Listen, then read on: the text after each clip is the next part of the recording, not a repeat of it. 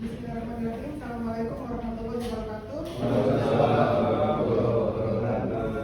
Selamat pagi Bapak-Bapak yang saya hormati, Bapak Tutor Pendamping, Bapak-Bapak peserta kelompok F yang berbahagia.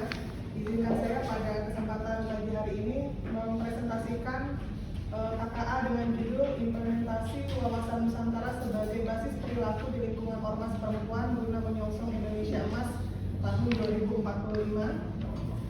Ada alur pikir yang saya terapkan dalam KKA ini. Berikut slide-nya, next.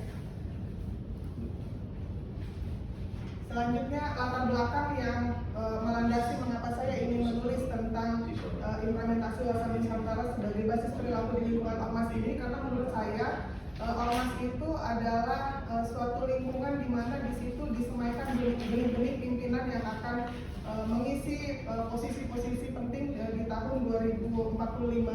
Kemudian juga wawasan Nusantara sebagai cara pandang bangsa Indonesia mengenai diri dan lingkungannya ini sangat mungkin dan bisa diterapkan di Ormas Perempuan sebagai salah satu organisasi masyarakat yang fokusnya adalah pada pemberdayaan perempuan dan isu-isu gender di Indonesia. Ormas perempuan di Indonesia ini cukup banyak ya, lebih dari 100 ormas, dan biasanya di semua provinsi itu ada dan terkoordinir dengan baik dari daerah hingga ke tingkat nasional.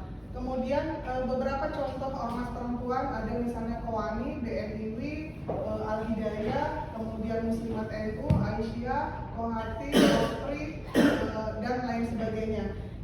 Mereka ini memiliki massa yang cukup besar dan punya potensi masing-masing. Ada yang bergerak di bidang kepemudaan dan kemahasiswaan, ada juga yang berbasis akademisi maupun background lainnya seperti misalnya istri-istri dari TNI maupun istri Polri juga punya ormasnya masing-masing, sehingga potensi mereka yang cukup besar ini ada di semua wilayah Indonesia. Ini dirasakan cukup efektif menjadi wadah menanamkan nilai-nilai wawasan Nusantara.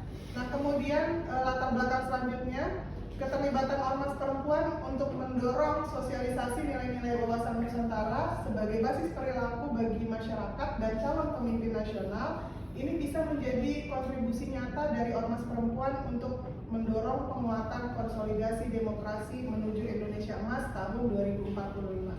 Next. Rumusan masalahnya ada dua. Yang pertama adalah bagaimana implementasi wawasan Nusantara sebagai basis perilaku di lingkungan ormas perempuan guna menyongsong Indonesia Emas 2045. Yang kedua, bagaimana strategi implementasi wawasan Nusantara sebagai basis perilaku di lingkungan ormas perempuan. Selanjutnya, next. Kerangka teoritis, ada 3 teori yang saya terapkan dalam KKA ini. Yang pertama adalah teori pendidikan berbasis komunitas. Menurut Galbraith, pembelajaran berbasis masyarakat adalah proses pendidikan di mana individu menjadi lebih kompeten dalam keterampilan, dalam sikap, dan konsep untuk hidup di dalam masyarakat, dan mengontrol aspek lokal dari masyarakat melalui partisipasi demokratis. Yang kedua, saya mengambil teori dari pengelompokan sosial. Paul B. Horton mengatakan bahwa kelompok sosial itu sekumpulan manusia yang memiliki kesadaran akan keanggotaannya dan saling berinteraksi satu sama lainnya. Kemudian Hendro Puspito juga menyatakan bahwa kelompok sosial ini adalah kumpulan nyata, teratur, dan tetap dari jumlah individu yang menyatakan perannya secara berkaitan untuk mencapai tujuan bersama. Teori ketiga adalah teori sosialisasi dan partisipasi.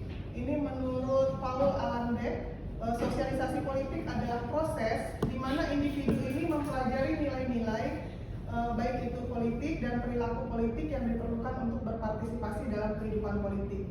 Next. Nah, pembahasannya dari 3 teori tadi, ya. Yang teori pertama, implementasi dari teori pembelajaran berbasis komunitas. Ormas perempuan di Indonesia ini tentu saja memainkan peranan penting dalam penguatan ideologi dan karakter bangsa, terutama dalam menanamkan nilai Pancasila dan mempromosikan keharmonisan sosial. Karena ormas perempuan ini komunitas yang biasanya itu terorganisir dengan baik, jadi biasanya kalau di tingkat pusat punya satu ADART, ada instruksi, ada kebijakan, itu akan bisa terimplementasi dan bisa diterapkan secara serempak, seragam, sampai ke daerah atau provinsi. Jadi sangat terorganisasi sehingga ketika kita menyampaikan sosialisasi nilai-nilai kebangsaan lewat Ormas Perempuan ini bisa langsung diterapkan di lingkungan ormas dan masyarakat yang ada di bawah garapan ormas tersebut. Nah, beberapa cara yang bisa dilakukan oleh Ormas Perempuan untuk menerapkan implementasi wawasan Nusantara, diantaranya adalah melakukan edukasi dan sosialisasi, bisa bekerja sama dengan berbagai instansi, misalnya dengan MPR RI, mereka punya program sosialisasi 4 pilar MPR RI, kemudian juga bisa bekerja sama dengan kementerian-kementerian terkait dan ini sudah diselenggarakan. Kemudian ada pemberdayaan perempuan, pelestarian budaya, pengaruh positif pada kebijakan publik. Next. Kemudian pengelompokan sosial dan ini merupakan contoh pengelompokan sosial yang punya peran signifikan untuk nilai-nilai kebangsaan. Next. Lalu sosialisasi partisipasi, jadi Ormas Perempuan ini diterapkan lewat berbagai media dan metode, misalnya melalui seminar, pelatihan-pelatihan, workshop maupun sosialisasi. Next. Ini ada beberapa strategi yang dijalankan. Yang pertama meningkatkan partisipasi masyarakat, yang kedua melakukan pemberdayaan masyarakat, ketiga menyalurkan aspirasi masyarakat, dan keempat memelihara nilai dan budaya. Next. Strategi yang kelima adalah menjaga persatuan dan kesatuan bangsa, lalu mengembangkan solidaritas sosial, dan yang ketujuh adalah melakukan pelestarian lingkungan hidup. Next. Ini kesimpulannya bahwa Ormas Perempuan ini merupakan pilar penting untuk mendukung pembangunan nasional yang inklusif, berkelanjutan, dan memperkokoh nilai-nilai kebangsaan. Kemudian strategi implementasi wawasan Nusantaranya bisa dilakukan melalui berbagai kegiatan, misalnya tadi melalui pendidikan, pelatihan, pemberdayaan perempuan. Tentu saja ini harus dilakukan berkolaborasi dengan berbagai instansi terkait, baik itu pemerintah, lembaga lain, baik swasta maupun organisasi internasional dan lain sebagainya. Kemudian bisa juga melakukan advokasi dan diplomasi serta pembangunan atau penggunaan media, memanfaatkan media yang ada, baik itu medsos, media televisi dan lain sebagainya.